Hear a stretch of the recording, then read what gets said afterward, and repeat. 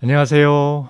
지난 동영상에서 철근은 개수뿐만 아니라 위치를 지키는 것도 중요하다는 말씀을 드렸는데요. 오늘은 그 연장선상에서 보가 겹치는 부분을 어떻게 배치하는 것이 좋을지 생각해 보겠습니다. 보가 겹치는 부분은 몇 가지로 나누어 볼 수 있을 것 같은데요. 우선 이렇게 큰 보와 큰 보가 만나는 경우, 즉 기둥 위에서 큰 보가 서로 겹치는 경우가 있고요. 이렇게 큰 보와 작은 보가 겹치는 경우가 있을 수 있겠죠. 도면에서 확인을 한번 해보겠습니다. 이렇게 가운데 있는 기둥을 중심으로 큰 보와 큰 보가 겹치는 경우가 있고요. 여기서는 가로로 지나가는 삼지원 보와 세로로 지나가는 삼지투 보가 겹치고 있습니다. 여기서 지가 큰 보기 때문에 거도를 나타내는 것이죠. 그리고 이렇게 큰 보와 작은 보가 겹치는 경우, 여기서는 큰 보 3G2와 작은 보 3B2가 겹치고 있습니다. 작은 보는 비임의 약자로 해서 B자를 쓰게 되는 것이죠.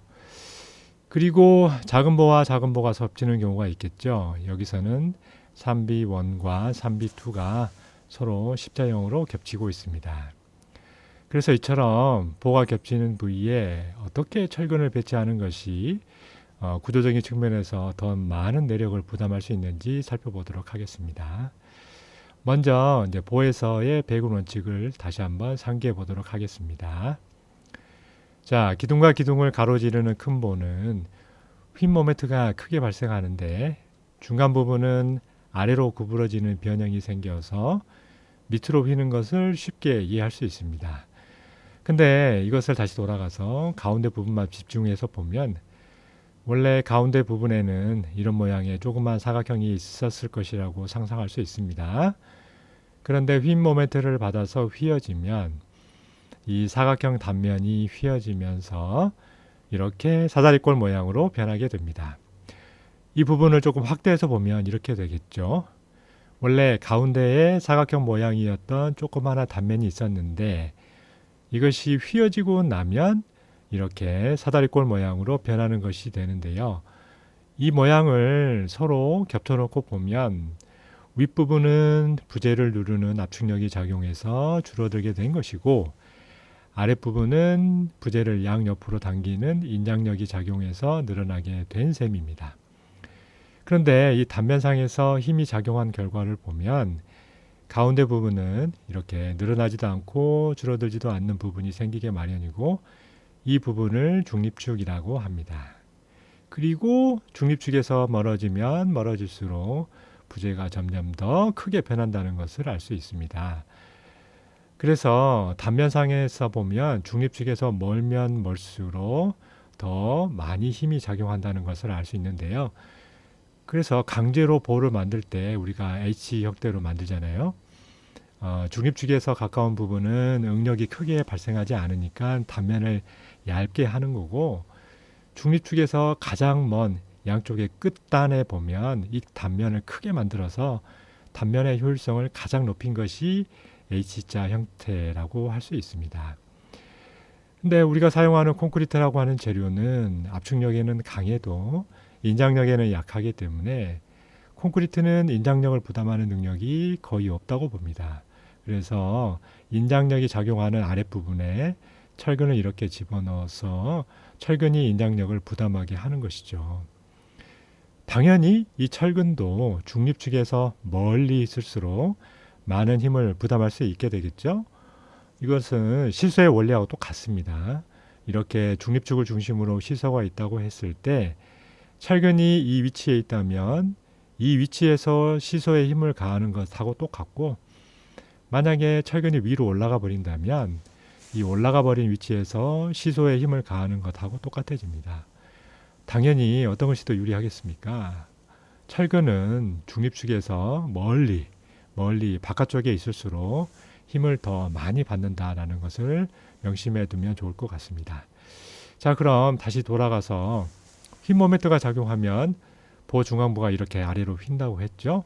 그런데 기둥과 접해 있는 단부는 강접합이 되어 있기 때문에 다시 말해서 기둥과 보가 일체화되어 있기 때문에 이 일체화되어 있다는 것은 역학적 의미에서 보면 보와 기둥이 접해 있는 90도 이 각도가 그대로 유지되려고 하는 힘이 작용한다는 뜻입니다.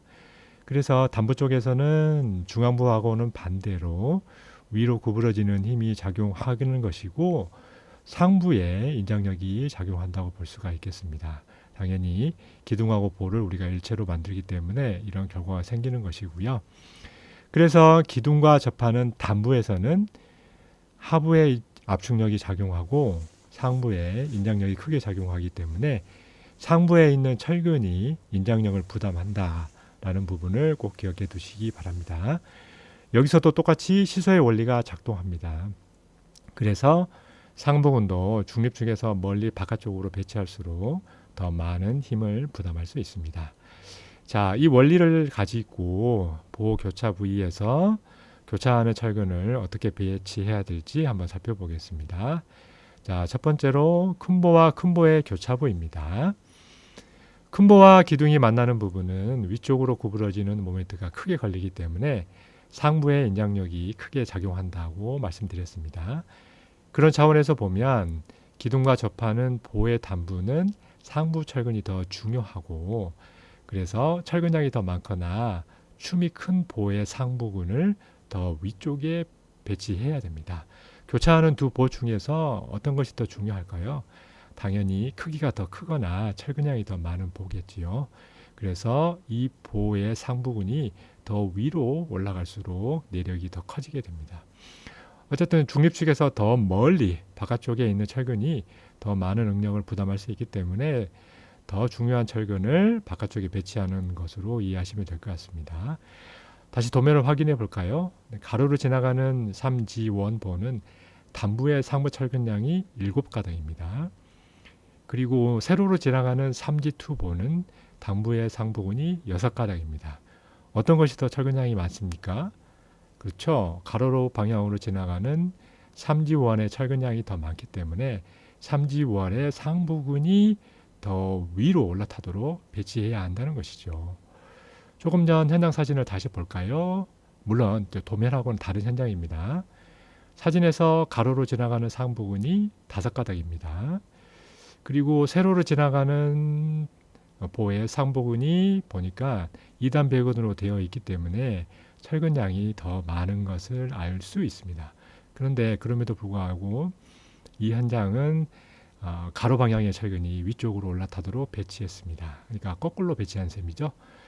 물론 보철근을 이제 배치할 때 어떻게 배치하는지 그 순서를 생각해 보면 세로 방향의 이 도면에서 이 사진에서 보시는 세로 방향의 볼을 먼저 배치하고 가로 방향의 볼을 나중에 배치하다 보니까 이렇게 배치하게 된 것이겠지만 조금 귀찮더라도 세로 방향의 상부 철근이 위로 가게 배치를 해야 될 것 같습니다.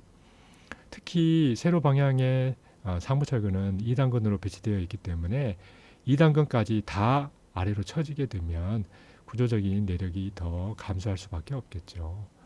이 현장에서는 덮개 철근도 2개 걸러 하나씩 배치했기 때문에 그런 부분도 좀 시정을 해야 될 필요성이 있을 것 같습니다. 꼭 철근량이 많은 큰 보, 이 큰 보의 상부근이 위쪽에 배치하도록 하시면 좋을 것 같습니다. 자, 두 번째로 큰 보와 작은 보가 교차하는 부분을 보시겠습니다. 도면에서 삼지2와 2B2가 교차하는 부분이죠. 여기서 힘의 흐름을 생각해 보시면 슬래브의 하중은 작은 보인 3B2를 타고 3G2로 전달이 되고 그 다음에 3G2를 따라서 큰 보를 따라서 기둥으로 하중이 전달된다고 볼 수 있겠죠. 따라서 작은 보는 자기가 힘을 전달하고자 하는 큰 보인 3G2로 정착을 하는 그런 개념이라고 보실 수 있습니다. 또 각각의 부재가 휘어지는 거동을 생각해 보면 이 교차 지점에서는 큰 보는 당연히 아래로 휘어지겠지만 작은 보는 큰 보에 정착이 되어 있기 때문에 큰 보의 위쪽으로 휘어지는 힘을 받는다고 볼 수 있습니다. 3B2는 3G2에 정착이 되는 것이기 때문에 3B2의 상부근은 인장력을 더 많이 받게 됩니다.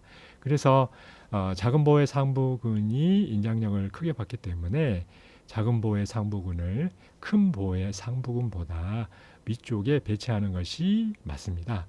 그래서 이 현장에서처럼 작은 보의 상부근이 큰 보의 상부근보다 위로 가도록 배치하는 것이 맞게 배치하는 것이죠.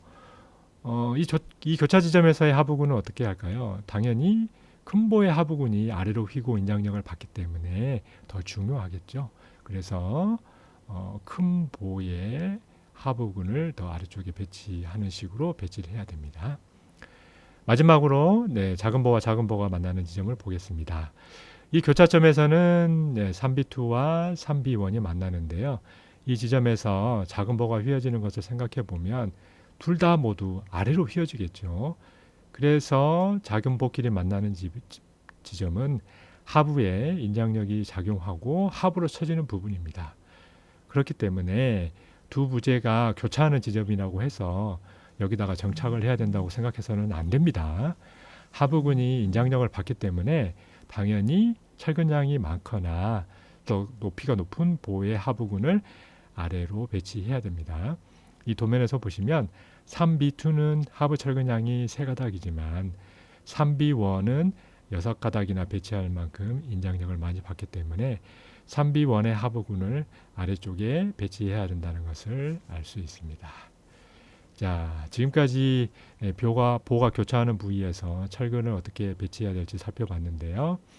인장력이 크게 작용하는 철근을 항상 바깥쪽에 배치해야 된다는 점을 명심해 주셨으면 고맙겠습니다. 감사합니다.